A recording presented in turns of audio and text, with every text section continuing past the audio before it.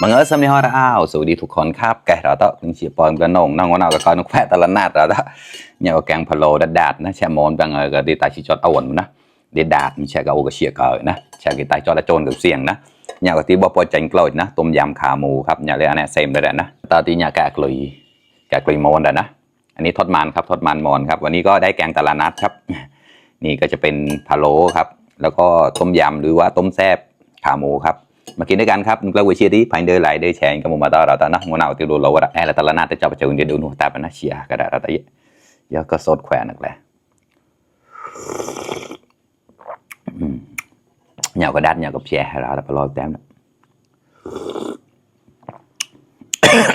กลาดโอเคใช่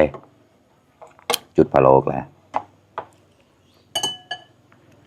รสชาติพะโล้ได้ไปด้านเฉยๆมันหัวข้อแล้วนะมาครับ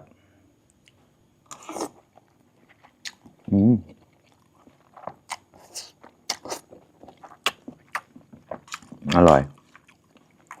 คำโตๆมาคุณเตาดัดอ่ะ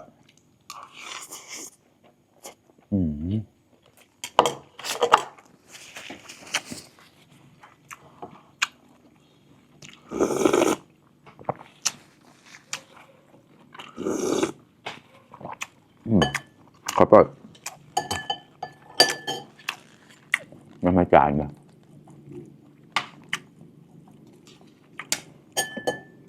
สิได้พะโล้นี่กล่ะ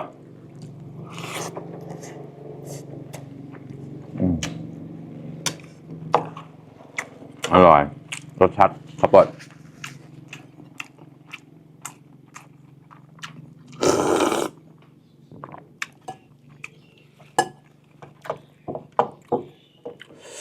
จังกลดเดี๋ยวชิมสิ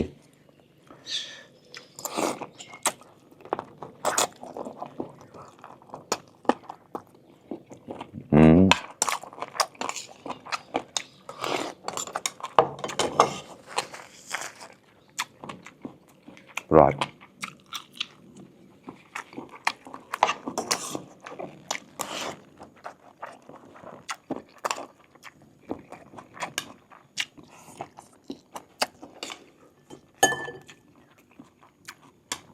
กลายเป็นเส้นมะม่วงเป็นแกงพะโล้ที่ว่าดาดจะมาเชียร์กับอาเดียร์ละข้อ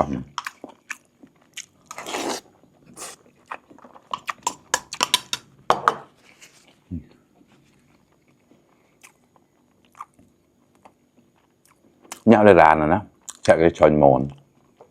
mà lọ sa cây nóc mà cả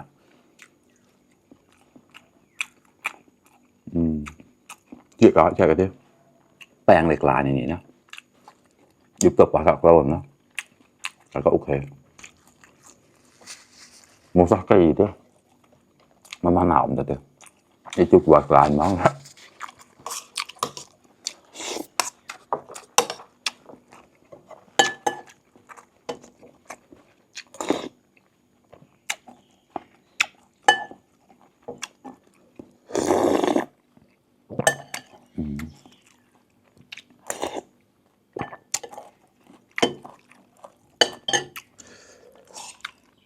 กล้ารักละมาครับเพื่อน